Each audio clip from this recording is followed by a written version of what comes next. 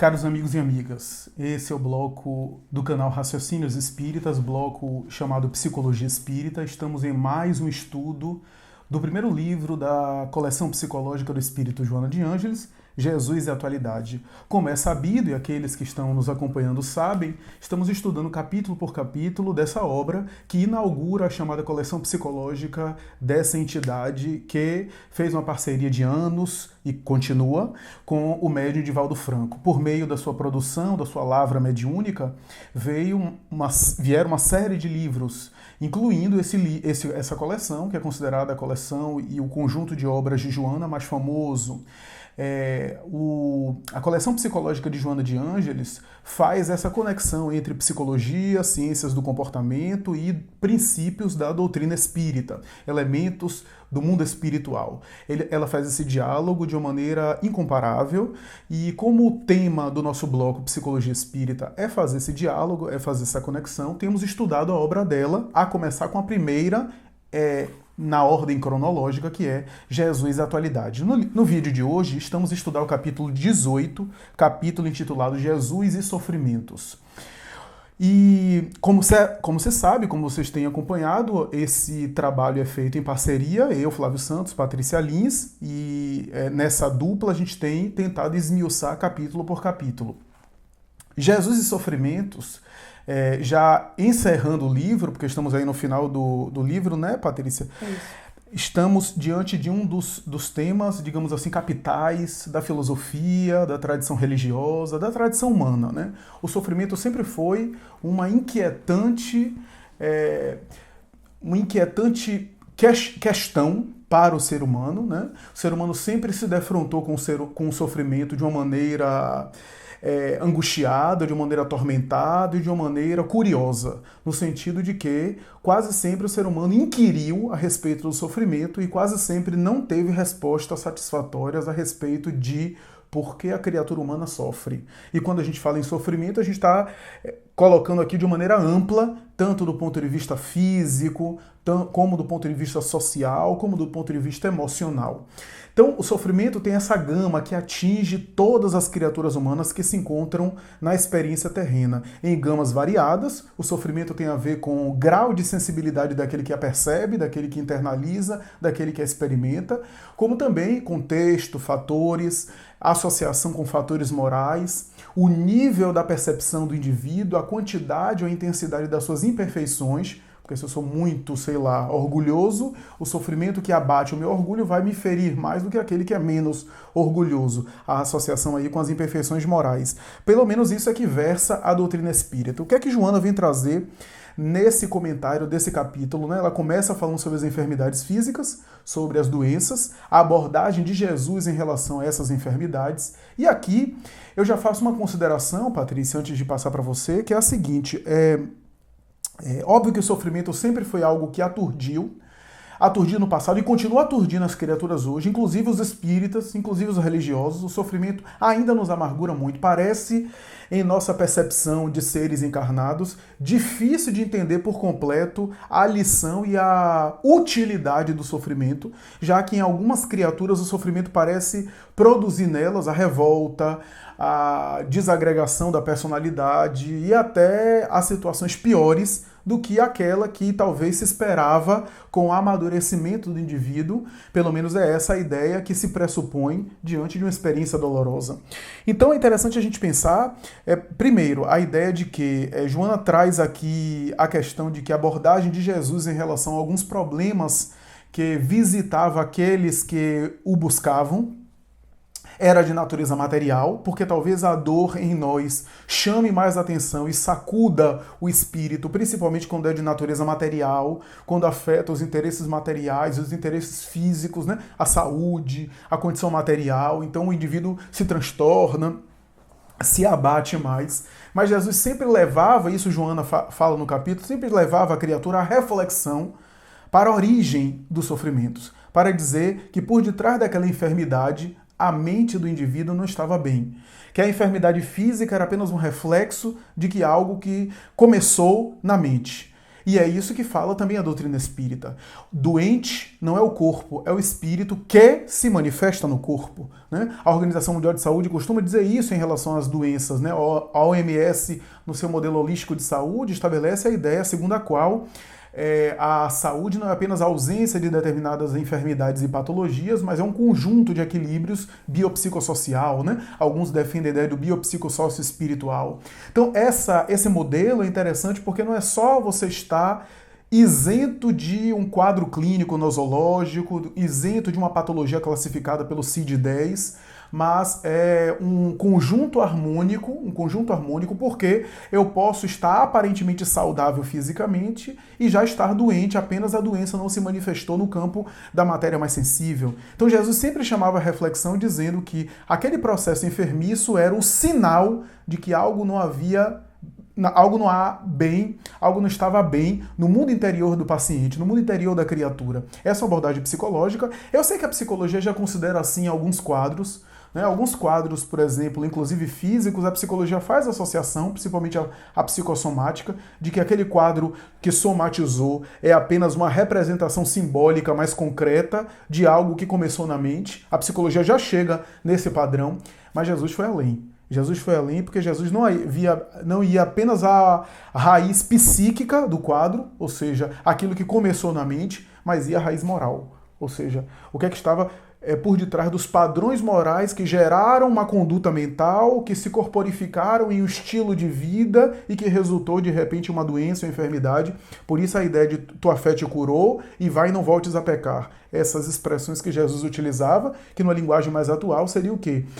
Tua fé te curou seria o desejo de se renovar, né, que move também as energias interiores, as origens do corpo material, as irradiações do ser interior para a matéria, né, que reorganizando-as acaba por, de alguma forma, afetar o campo físico, se não curando por completo, pelo menos modificando a sua estrutura, o seu funcionamento, e vai não tornes a pecar, para dizer que por detrás daquela manifestação material havia um pecado, ou seja, uma imperfeição moral, né? Algo de natureza moral. Então, é interessante a gente, a princípio, pensar nisso, de que o sofrimento inquieta o ser humano, o sofrimento sempre angustiou, Jesus abordou a questão do sofrimento, e é claro que a gente tem aqui uma outra consideração, que é o seguinte: do ponto de vista espírita, a gente sabe que o sofrimento é brutal no ser primário, porque é isso que chama a atenção do ser brutal. Eu sempre brinco dizendo que o homem das cavernas não tem dor psicológica, não tem dilemas existenciais, porque ele não despertou a sensibilidade para isso,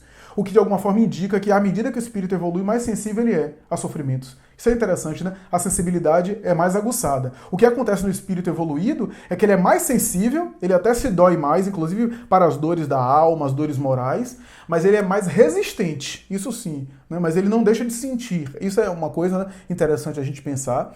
E é interessante pensar que assim, a dor abate esse ser primitivo, chama a atenção dele, sacode, mas a finalidade da dor é muito maior do que apenas aquele transtorno inicial, né? A princípio a gente pensa num resgate, numa expiação, que é a leitura espírita convencional, né?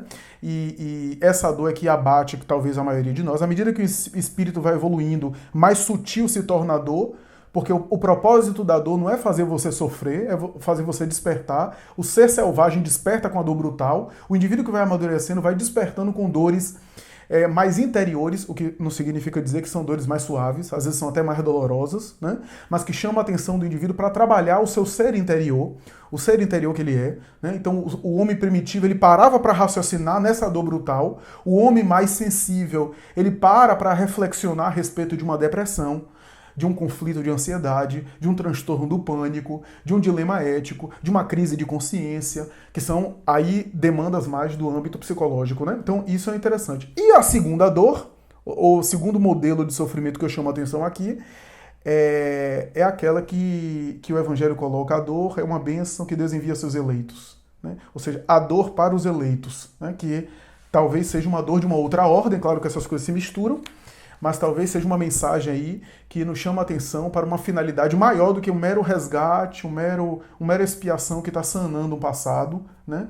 Mas algo ainda maior que somente atinge ou especialmente atinge aqueles espíritos capazes de absorvê-la, né, e que transformam-na, né, em um instrumento de exemplo, de progresso e de iluminação. Né? Então, isso é interessante a gente pensar, né, Patrícia? Isso. A primeira coisa que me chamou a atenção nesse capítulo é que, ao contrário do que Joana faz em todos os outros, em momento algum ela citou as dores de Jesus. E cá entre nós foram dores excruciantes, né? Dores que muitos de nós nos teríamos arrependido de ter pedido, de ter, né, nos colocado a título de missão nessa paixão que o Cristo viveu. E quando isso porque, né, pensamos, no momento em que ela fala Jesus e sofrimentos, ela quer chegar às causas dos sofrimentos que têm matrizes psicológicas, existenciais, espirituais na alma do ser vivente. Hipócrates costumava dizer que quando você for curar alguém, antes pergunta-lhe se ele está disposto de se livrar das causas dos seus reais sofrimentos. Então, veja que desde as primícias do desenvolvimento da medicina, quando a gente começou a falar de cura, a gente já pensava nessa causa mais anterior, mais essencial do indivíduo, ainda que não se acredite numa raiz espiritual. Isso não significa exatamente que as minhas delinquências morais geram uma repercussão perispiritual, por exemplo, de razão direta. Mas ainda que a gente tenha em mente um drama inconsciente, a nossa culpa assoma em algum momento e a gente vai ter que se retratar perante a lei com essa dor moral. Às vezes a gente passa por expiações. Allan Kardec examinou isso na obra O Céu e o Inferno, quando ele vai falar especialmente do Código Penal da Vida Futura. Então ele vai dizer que muitas vezes essas expiações são dores físicas e outras vezes são dores morais. E devido ao nosso patamar evolutivo ainda muito imperfeito, nós invariavelmente sofremos. Eu me lembro que na obra Paulo e Estevão, enquanto você falava eu me lembrei, Gesiel, ele costumava se perguntar nos diálogos que ele tinha com o pai Jochedeb e com Abigail, por quê? Por que o povo de Israel, o eleito, que cultuava o monoteísmo, que recebeu na sensibilidade do seu coração aquelas noções mais elevadas da fé divina, que considerava Deus um pai misericordioso e não o Deus dos exércitos, por que eram eles os que precisavam testemunhar de uma forma mais acerba as maiores dores? E eu me lembro que em uma determinada passagem ele abriu o Velho Testamento ao acaso e caiu numa parte de um versículo de Isaías que dizia que o pai, por muito amar, muitas vezes dá aquela punição ou aquele remédio amargo a fim de prover, né, de proporcionar a verdadeira cura para o seu filho. Então, muitas vezes é nesse ato disciplinar que é revestido de amor e que nem sempre vai amaciar nosso ego, vai satisfazer as nossas paixões, vai ser aquilo que nós esperaríamos, mas vai ser o melhor, né? É a melhor decisão de Deus ao nosso respeito em prol do nosso adiantamento. Porque, em geral, aquilo que nós achamos que vai ser o justo, que é o que nós merecemos, é algo que vai satisfazer os nossos interesses por agora, porque nós não temos a visão ampliada que Deus tem. Nós, nesses momentos, enquanto nós estamos internados na carne, temos necessidades que não são mais imediatas. Então, não poderia ser esperado nada diferente de nós. Mas o propósito que ele tem ao nosso respeito é muito maior. Numa mensagem recente, psicografada numa casa irmã, o espírito irmã Sheila disse que muitas vezes a dor que nos acomete, principalmente através das doenças do corpo físico, é a forma que a nossa consciência tem de expurgar débitos anteriores. E por isso nós deveríamos bendizer a dor, aprendendo que através da dor nós temos uma oportunidade única, né, de porta de iluminação. E eu me lembro que, e Joana faz essa referência, quando Jesus cura o paralítico, e que foi uma cena bem exótica, que Marcos em especial narra, que Jesus estava cercado de pessoas e que o paralítico que estava sobre um leito estava sendo levado por 4 homens e precisava de alguma sorte se aproximar de Jesus.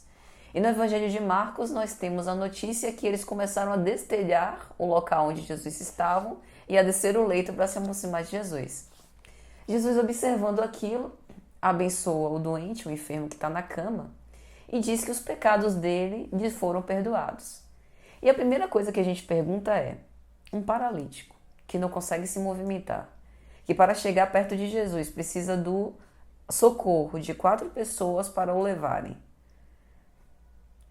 Acreditamos que a primeira coisa que ele precise e que ele queira é voltar a andar, e não necessariamente que os seus pecados lhe sejam perdoados. Mas Jesus, mais uma vez, vai no cerne de onde partem, as matrizes de nossas enfermidades, que provavelmente vêm desses delitos anteriores. E aí Joana vai dizer que a verdadeira cura, ou seja, a verdadeira solução, a solução mais eficaz, definitiva para os nossos sofrimentos, consiste em basicamente duas linhas. A primeira é querer, e a gente viu aquilo no paralítico. Ele queria tanto que ele mobilizou esforços e recursos a fim de chegar até Jesus. Então o poder da vontade, ele é crucial.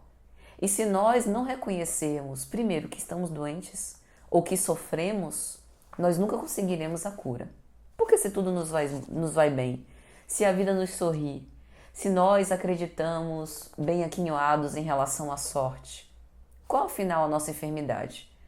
Então, o primeiro passo seria nós termos a humildade de reconhecer que definitivamente somos enfermos e querer mudar.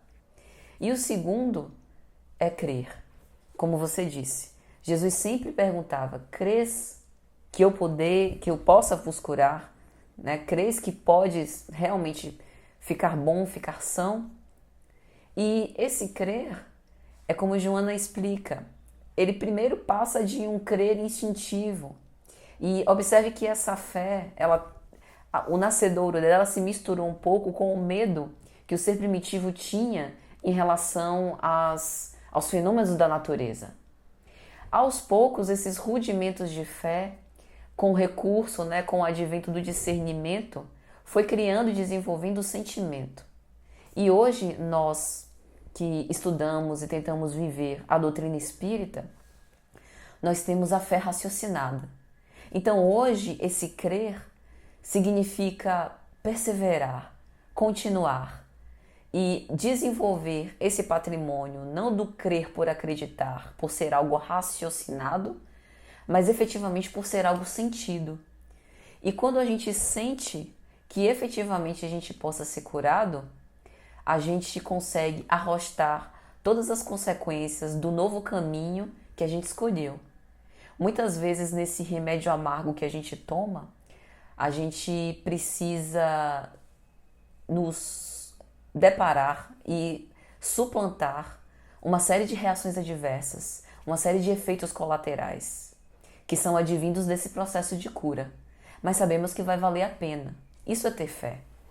Sabemos que vai valer a pena e que no futuro a gente vai ter um patrimônio que é a nossa saúde espiritual, que é um patrimônio do espírito que a gente vai levar por toda a eternidade. Eu estava pensando aqui enquanto você falava, Patrícia, que essa dicotomia entre querer e crer, me faz pensar um monte de coisa, porque a princípio a gente pensa, e eu acho que Joana inverteu até a ordem do raciocínio que eu normalmente conduzo o meu discurso e o meu panorama em torno do assunto. Eu entendi por que ela fez isso agora. É o seguinte, quando a gente pensa em crer, a gente pensa logo nessa crença instintiva, nesse modelo de percepção talvez mais ingênua, ou talvez algo inato no ser humano, que diz respeito a uma fé ou a uma simples crença sem necessariamente utilidade, sem necessariamente resultados práticos para a vida. Eu creio, mas isso não quer dizer que eu mude, É aquela ideia do crer em Jesus, do ponto de vista da religião tradicional, e isso de nada adiantar no sentido de um efeito positivo para a vida da pessoa e daqueles que a cercam, Então, se a gente for parar para pensar nesse sentido, quando ele diz, e tu crês que eu te possa curar, né? Tu crês, né? O que é que me vem à mente, baseado inclusive em alguns outros textos, né? Que o crer é muito mais aí no sentido de querer curar-se, ou querer, ou persistir de se modificar, já que o querer me parece mais robusto, né? Exige mais da criatura do que uma simples crença que eu acredito hoje e amanhã deixo de acreditar. Essa é a leitura que eu faço via de regra. Mas Joana aprofunda essa questão. A Joana aprofunda essa questão nesse texto, porque, de fato, se eu paro para pensar, né, o querer é eu mobilizar os recursos que eu tenho, eu colocar em prática isso para eu me modificar. O querer, nesse sentido, dá frutos. E o crer pode ser algo, né?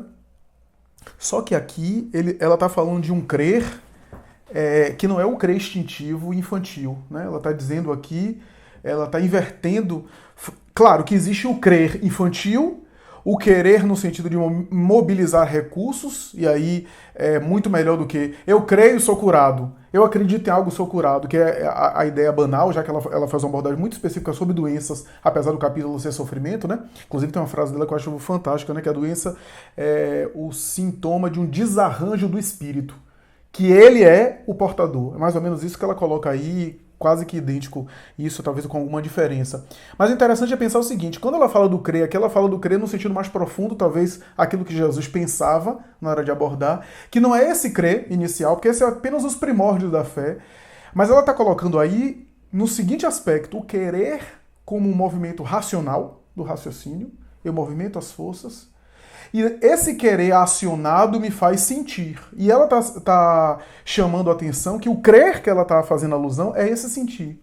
Quando eu me mobilizo, quando eu me modifico perante a vida, eu passo a acionar um outro tipo de comportamento, outro tipo de conduta, e por isso acaba resultando em efeito na minha vida física, na minha vida, na minha saúde, se for o caso, na minha cura, se for o caso.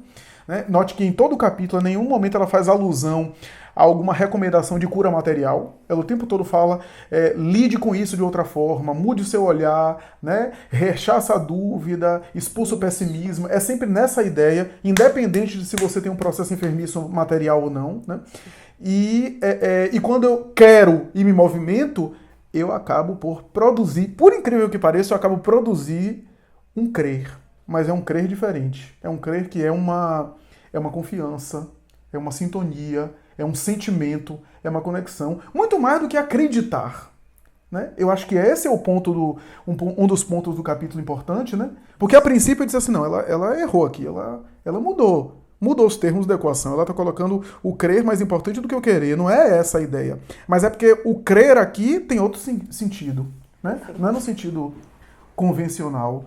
E é interessante você fazer essa alusão, Patrícia, sobre a questão do sofrimento em Jesus, ela não citar isso, sim, porque, para mim, Jesus é um ponto fora da curva em qualquer sentido, né? E no sentido do sofrimento dele também, porque quando a gente pensa no espírito em expiação que sofre, bom, a gente tem a lógica da doutrina espírita.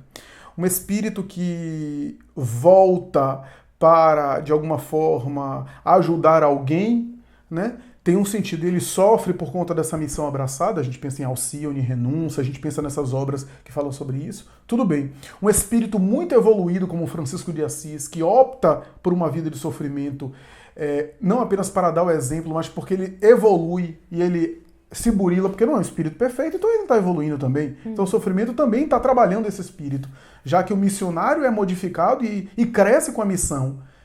Mas e Jesus? Que não tinha o que crescer do ponto de vista dessa experiência humana. Eu não sei até que ponto o espírito puro também não está sujeito a um certo nível de progresso inacessível a nós. Eu não vou nem entrar por essa discussão aí, porque é provável que haja algum nível de progresso a um espírito puro, do contrário, ele seria Deus. Né? Só quem não progride é a divindade, porque a divindade está fora da lei do progresso, está acima. Mas, do ponto de vista da experiência humana, né? Da experiência material, da experiência do encarnado, Jesus não tinha nem o que evoluir, nem o que expiar. Né? E se a gente for parar para pensar, tudo bem, ele ia dar o exemplo, deu, claro, essa é uma explicação. Mas outros missionários dão exemplo, seja nos grupos particulares, seja mais adiante. Do ponto de vista dele próprio, o que é que representa aquele sofrimento para ele, né? Que tipo de experiência para o espírito desse passar por uma experiência tão dolorosa. E eu acho que a experiência dolorosa dele não é apenas a cruz, embora a cruz foi dolorosa para o espírito desse, talvez a cruz não é, né? Talvez a dor moral da compaixão para com, né, as criaturas, né? Que não era daquela encarnação, mas de milênios, né? Já que o espírito desse é muito sensível, do contrário, não seria evoluído. Então, a gente pensar em Jesus diante desse sofrimento parece que escapa completamente. Eu comentei isso em uma palestra recente, que eu acho o seguinte: a gente não tem ideia do que é o sentimento de um espírito desse para com a divindade, porque a gente não consegue compreender a divindade. A gente consegue ter uma ideia, por exemplo, no nosso afeto humano e nas nossas experiências afetivas mais nobres, né? Você tem um filho e você, sei lá, você tem uma mãe, você tem um amigo, você tem um irmão, você quer agradar, né? Você até fica alegre por agradar, né? E você se sente bem por agradar, por fazer o bem, mesmo que ele não reconheça, mesmo que nem contabilize, nem perceba. Então, e você se sente bem por isso. Aí você calcula isso na experiência do Cristo em relação à divindade, porque ele inúmeras vezes, eu falo isso, ele se refere a Deus como sendo aquele que ele veio cumprir a vontade, que ele veio agradar a vontade do Pai. Em nossa forma de entender, alguém que fale isso no nível humano, não, isso é fanatismo, isso tá bitolado, né? Mas é claro que nele tinha um sabor diferente, tinha um viés diferente. A gente não sabe o que é, o amor que ele sentia, a identificação que ele tinha com Deus, né? A compreensão que ele tinha da divindade, a ponto de entender algo que a gente nem passa por perto de entender, a ponto de dizer, eu fico alegre só por agradá-lo. Eu fico feliz por estar fazendo a vontade dele. Ele fazia analogias com a família humana, né? Então, o pai, o patriarca de Israel, né? O filho mais velho que agradava o patriarca, então se sentia bem por ser mais maduro e por estar agradando o pai, até levando os irmãos desnorteados.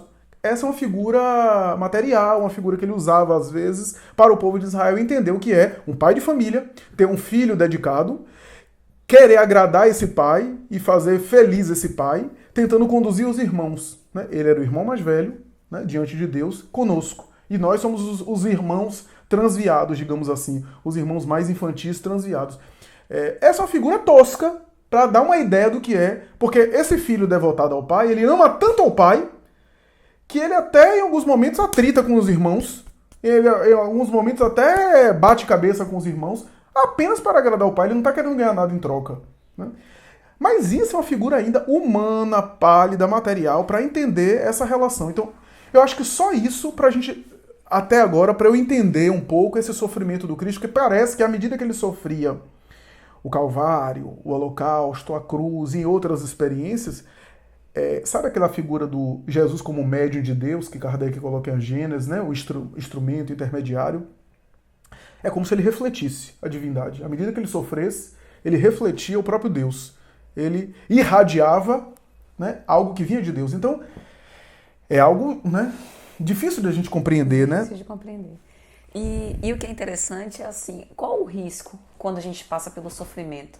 Porque se nós considerarmos, nós passamos, né, por exemplo, nós passamos por uma grande dor, seja ela de origem física ou de origem moral. Nós sabemos que aquilo dali vai nos melhorar se nós tivermos uma visão otimista, não rebelde, e nós consigamos entender e ressignificar aquela dor. Mas qual o risco, né?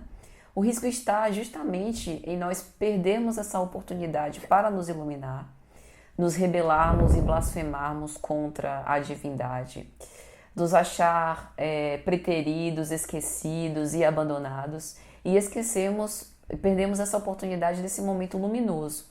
E para dar uma solução em relação a esse problema, o que Joana de Ângeles se refere é que o querer e crer é você tirar dos seus patrimônios e das suas potências de alma aquela vontade irresistível de você vencer as suas más tendências e enfrentar aquela dor que te aflige, e você continuar com esse desejo de cura e com essa fé para que você possa continuar, e eu achei muito bonito o que ela disse, alcançando uma integridade emocional para não reincidir no erro. Porque nós tivemos diversos casos narrados no Evangelho de pessoas que foram abençoadas com a cura pelo Cristo e de seus apóstolos e que voltaram a cometer velhos delitos e voltaram a sofrer. E aí, muitas vezes, recebendo, entre aspas, os juros com respeito a serem reincidentes. Então, isso é interessante porque para que a gente não desanime, e como o Flávio falou, Joana faz uma apologia ao otimismo, a rechaçarmos as dúvidas, a sempre manter essa fé robusta e essa esperança para perseguir. Ela sempre faz esse discurso a fim de que a gente mantenha essa perseverança até o final. O nosso futuro, nós estamos fadados ao progresso, e o progresso é feito, é logrado à base de esforço e de sacrifício. Então, os sofrimentos, a dor, ela vai ser uma constante, uma presente em nossas vidas. E à medida que nós vamos evoluindo, essa dor vai ficando mais acerba.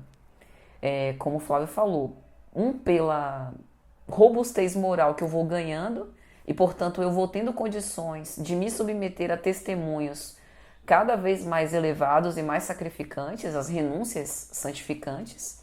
E segundo, porque a minha sensibilidade em relação à dor moral, que antes não me afligia, agora tem proporção muito maior.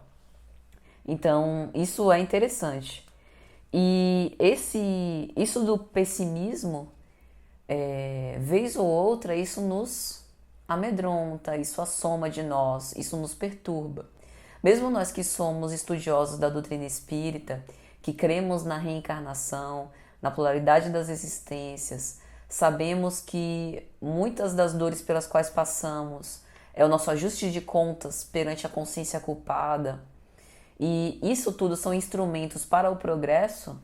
Nós muitas vezes nos questionamos se realmente não estamos desamparados, se realmente esse é o melhor caminho. Tem uma mensagem que Joana de Ângeles vai escrever o seguinte, se eu não me engano está em Dimensões da Verdade, ela vai dizer assim: horas refletes, pensas a respeito da sua dedicação ao ideal.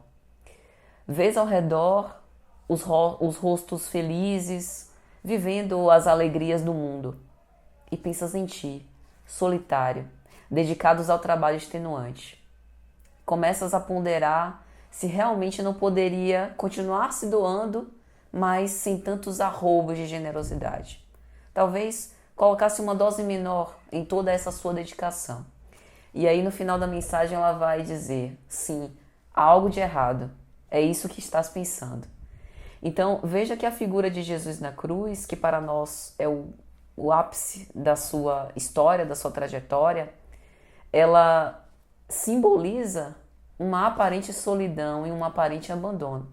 Mas nós sabemos que espiritualmente ele estava evoluindo, estava em ascensão, e ele tinha a corte de anjos reforçando essa sua aparente dor naquele momento crucial. Assim como nós. Mesmo que aparentemente, materialmente estejamos desamparados, quantos espíritos que conseguiram, através de experiências muito dolorosas, capitular erros que vinham se arrastando durante séculos. Publius Lentulus em Há 2000 anos, Jesus Gonçalves em uma encarnação que ele teve lepra recente.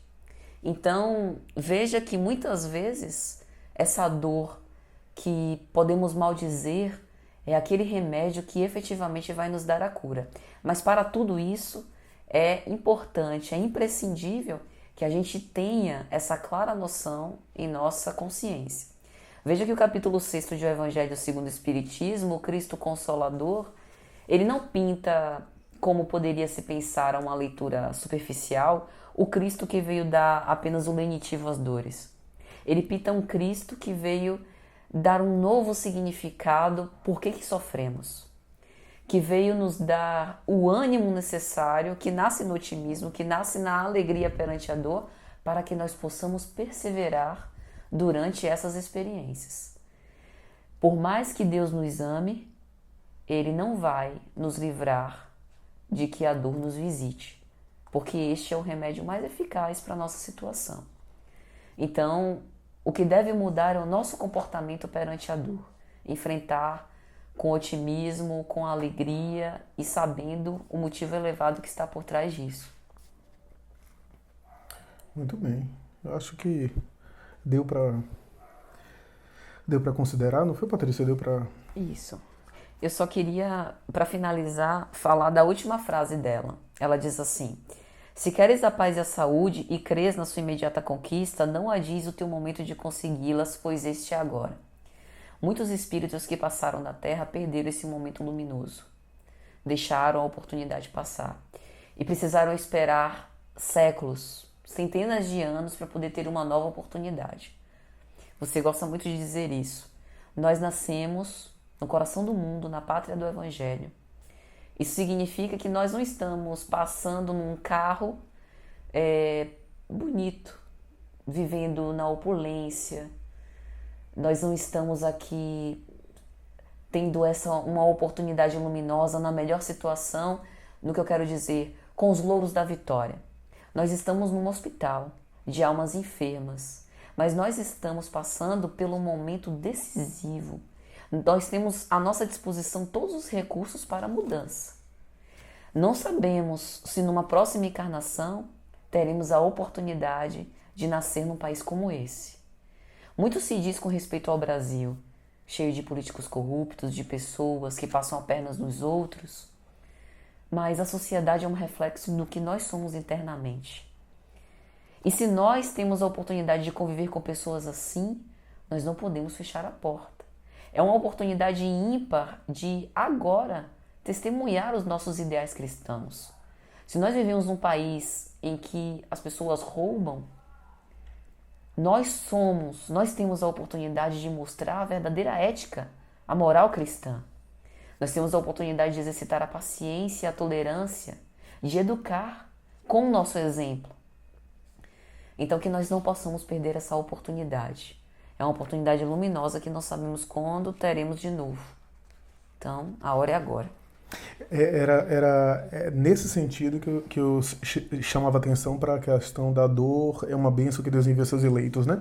Não porque há privilegiados na criação, é óbvio isso, é chover no molhado, mas é no sentido de que os indivíduos que já compreendem um pouco o significado existencial e espiritual do sofrimento é eleito no sentido de ter capacidade de absorver o sofrimento de uma forma não desesperadora, não aterrorizante, onde consegue, por exemplo, retirar a melhor parte do sofrimento, consegue, mesmo que não entenda, porque racionalmente nem toda dor a gente consegue entender, poxa, eu não fiz nada para ocasionar isso, eu estou passando por isso, há experiências assim dolorosas, mas ainda assim, porque a princípio não é causa e efeito, eu fiz, então eu estou merecendo, mas há situações.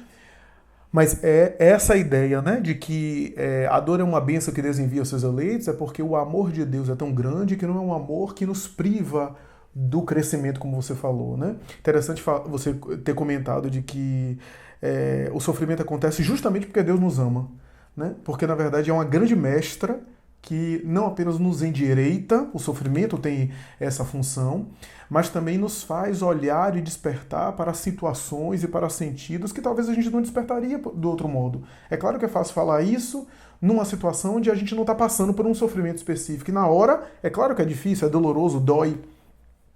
Mas também, da mesma forma que é fácil falar estando fora da situação, é também fácil compreender isso depois que se passa pelo problema e se vê, né, de maneira retrospectiva. Realmente, aquilo dali teve uma função que trabalhou dentro de mim em determinados aspectos do meu mundo interior.